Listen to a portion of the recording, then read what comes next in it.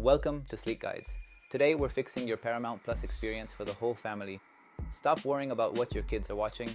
Here is the benefit first fix to lock down Paramount Plus in just 3 easy steps. I'm Roberto, and today I'll show you how to create a safe viewing environment for your children using Paramount Plus filters. Step 1. Log in and head to the Who's Watching screen. Click Add Profile and give it a name. Now that the profile is created, we need to toggle the Kids Mode switch to activate the filters. Step 2. Toggle Kids Mode to On. This automatically filters out mature content based on standard ratings. You can further customize this by selecting specific age restrictions, like younger kids or older kids. Step 3. Select your age group and hit Save.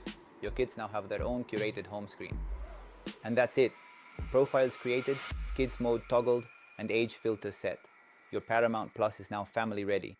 If this quick fix helped, hit that subscribe button for more from Sleek Guides. See you in the next tutorial.